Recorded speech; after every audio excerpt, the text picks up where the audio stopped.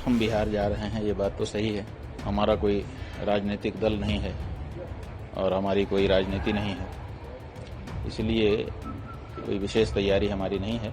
हाँ, पूरा बिहार हमारा है और अपने लोगों के यहाँ ही हम जा रहे हैं। चर्चा करेंगे, संवाद स्थापित करेंगे। चुनाव होने वाला है बिहार में विधानसभा का। इसी जो वहाँ पर गो प्रेमी हैं, सनातनी हैं, धार्मिक लोग हैं, उनको बताना चाहते हैं कि आप जो मतदान करते हैं उस मतदान से भी आपको पाप लगता है। आप अगर सही मतदान नहीं करेंगे तो आपको मतदान से पाप का भागीदार होना पड़ेगा। बिहार विधानसभा चुनाव में उतरने का मन स्वामी अविमुक्तेश्वरानंद ने भी बना लिया है और इसे लेकर वो बिहार के दौरे पर भी रहेंगे। उत्तर प्रदेश के पड़ोसी राज्य बिहार में होने वाले विधानसभा चुनावों में एनडीए और इंडी अलायंस मैदान में है और अब इस सियासी समर में ज्योतिष पीठ के शंकराचार्य स्वामी अविमुक्तेश्वरानंद सरस्वती भी उतर रहे हैं। इसी क्रम में वो आज से बिहार में 45 दिनों की गौ रक्षा संकल्प यात्रा की शुरुआत करेंगे। हम बिहार जा रहे हैं, ये बात तो सही है और वहाँ पर अपना धर्म का जो उपदेश है, जो हमारा काम है, वो करेंगे। तैयारी की जहाँ तक बात है तो हमारा कोई राजनीतिक दल नहीं है और हमारी कोई राजनीति नहीं है, इसलिए कोई विशेष तैयारी हमारी नहीं है। हाँ, पूरा बिहार हमारा है और अपने लोगों के यहाँ ही हम जा रहे हैं। चर्चा करेंगे, संवाद स्थापित करेंगे। हाँ जी, चुनाव को लेकर ही जा रहे हैं। चुनाव होने वाला है बिहार में विधानसभा का। इसी जो वहाँ पर गो प्रेमी हैं, सनातनी हैं, धार्मिक लोग हैं, उनको बताना चाहते हैं कि आप जो मतदान करते हैं उस मतदान से भी आपको पाप लगता है। आप अगर सही मतदान नहीं करेंगे तो आपको मतदान से पाप का भागीदार होना पड़ेगा, इसलिए पाप से बचिए और ऐसा मतदान करिए कि मतदान भी पुण्य का कार्य हो जाए। ज्योतिष पीठ के शंकराचार्य स्वामी अविमुक्तेश्वरानंद सरस्वती आज से बिहार दौरे पर हैं। उन्होंने कहा कि वोटर्स के बीच जाएंगे और गौ रक्षा के प्रति जो लोग कृत संकल्प हैं उनको इस बात का एहसास कराएंगे कि गौ हत्या के खिलाफ जो भी निर्दलीय प्रत्याशी अपना समर्थन दे रहा है या गाय को राष्ट्रीय माता का दर्जा दिलाने के लिए संकल्पित है, उसको ही अपना वोट देना है। हम किसी भी राजनीतिक दल के समर्थन में नहीं हैं, क्योंकि किसी भी दल ने गौ हत्या के खिलाफ अपना समर्थन नहीं दिया है। कांग्रेस, भाजपा और दूसरी पार्टियां अपने अपने ढंग से अपनी अपनी बात कह रही हैं। हमारा तो ये कहना है कि जो मूल बात है इस भारत देश की, जिससे संविधान में भी कहा गया, संविधान के निर्माण के समय भी जिसके बारे में लंबी बहस हुई, आज़ादी के पहले हर नेता ने जिस बारे में हमको वचन दिया था, आज़ादी के बाद जिसके लिए केंद्रीय समिति बनाई गई, उस गौरक्षा की बात कहाँ है? बताए कांग्रेस, बताए भाजपा, बताए वहाँ की दूसरी जो क्षेत्रीय पार्टियां हैं। ये लोग तो इस बारे में चर्चा ही नहीं करना चाहती हैं। हमारा कहना है कि हम बहुमत में हैं और हम चाहते हैं कि गौ हत्या बंद हो। आप उस बारे में क्यों नहीं बोलते हो? आप नए नए मुद्दे लेकर के आ जाते हो। चोरी हो रही है, चोरी हो रही है तो आप बचाइए ना। आपके भी तो लोग बूथ पर बैठते हैं।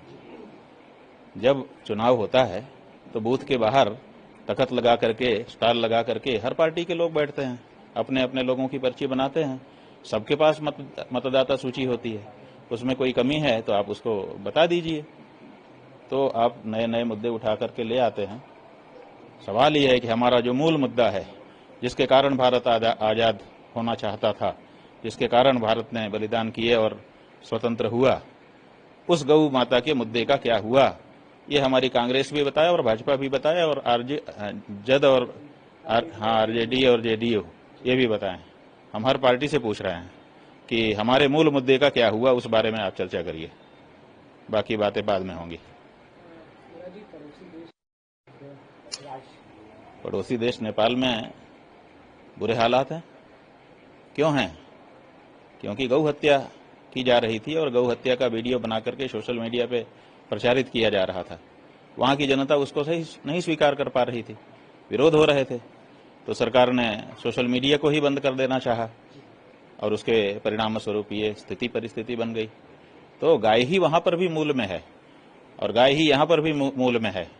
और हिंदुओं का जो कहते हैं ना सब्र का बांध, वो धीरे धीरे भर रहा है। इसलिए भारत के लोगों को भी समझने की आवश्यकता है कि गौ माता के प्रश्न पर अनदेखी अब कितने दिन तक वो चला पाएंगे। ये नहीं चलने वाला है।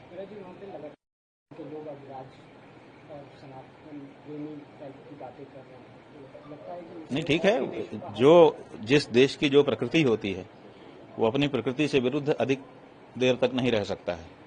तो प्रकृति है हमारी, भारत नेपाल दोनों की ये प्रकृति है कि हम सनातनी प्रकृति वाले लोग हैं। इसलिए सनातन के विरुद्ध जैसे ही जैसे काम होगा, थोड़ी देर के लिए भले हम स्वीकार कर लें, लेकिन लंबे समय तक उसको आत्मसात किए रह नहीं सकते हैं। इसलिए अपनी प्रकृति के अनुसार ही हमको होना पड़ेगा।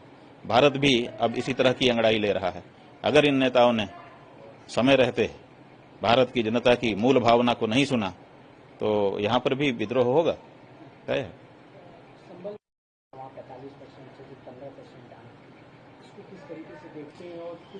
बात यह है कि जो लोग सजग हैं, जो लोग ये जानते हैं कि देश में राज करने का एक ही मंत्र है, अपने वोट बढ़ा लो, जिसका वोट ज्यादा होगा वही सत्ता में बैठेगा, वो लोग इस बारे में सतर्क हैं, अपनी संख्या बढ़ा रहे हैं। ऐसे करके वैसे करके बहुत सारे तरीके अपना करके कर रहे हैं। और जो इस बारे में सजग नहीं है, लापरवाह हैं, उनकी संख्या निरंतर घटती चली जा रही है। तो ये सतर्कता का और लापरवाही का मामला है। हम लापरवाह हो चुके हैं, आगे क्या होगा इस बारे में सतर्क नहीं है, और इसीलिए डेमोग्राफी जिसको कहते हैं, जनसांख्यिकी बदल रही है। बिहार इस समय भारत की राजनीति का केंद्र बिंदु बना हुआ है।